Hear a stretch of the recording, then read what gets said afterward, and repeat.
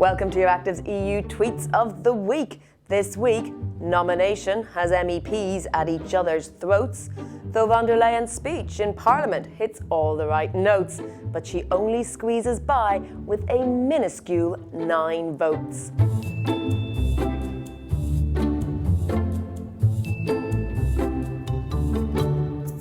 This week, it was all eyes on Strasbourg again, in what the European Parliament's Twitter account charitably called the highlight of the plenary session. MEPs assessed Commission President nominee Ursula von der Leyen. Predictably, Brexit Party MEPs were splenetic. Martin Daubney thought it was absurd that there was only one candidate, and colourfully said her speech went down like a cup of cold sick. Charming. While Brexiteers are predictably always outraged, MEPs to the far left of the Parliament in the GUE group were also fed up. This is not democracy, they said, describing the nomination as a stitch-up. But von der Leyen was determined, announcing that she would step down from the German Defence Ministry come what may. Unfortunately, pointed out Marcus Becker, she confused the European Council, heads of states and governments, with the Council of the EU, the one with the ministers, in her farewell message. Jack Parrock said, "Cut her some slack. I mixed them up a ton in my first few months." Oh wait, she wants to become Commission President. To quote Beatriz Rios, awkward. On Tuesday morning, VDL gave her speech to the assembled MEPs, and this will shock exactly no one, the reviews were mixed. Brexit MEP, yes, another one, Henrik Overgaard Nielsen, said her whole speech was about more union, adding, "We need to get out now." Ryan Heath, however, said this was von der Leyen at her best. She is very good at working an audience. By early evening, it looked clear who was going to back her in the vote and who was not.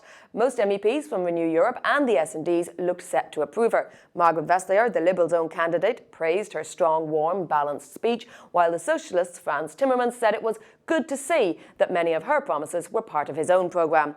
The Greens' Ska Keller wanted more than nice words, however, asking how exactly is she planning to put the words into action. Concrete proposals would have been good. In the end, Ursula von der Leyen was elected with a wafer-thin 383 votes in favour, just 9 to spare, one of the narrowest confirmation votes for a European Commission President in the history of the European Parliament.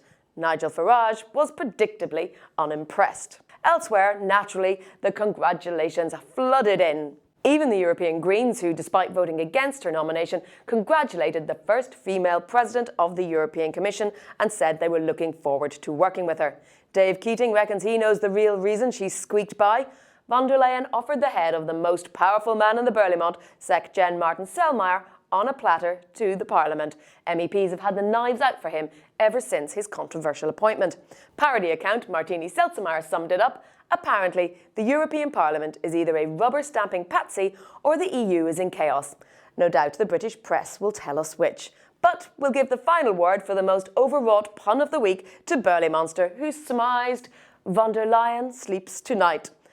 Brace yourself, Brussels, it's going to be a long 5 years. And that's it for another season of EU Tweets of the Week. We're back in September, so remember to subscribe so you get the email to remind you to tune in again every Friday for the best mocking, shocking and rocking lampoonery and tomfoolery in the Brussels bubble Twitter sphere.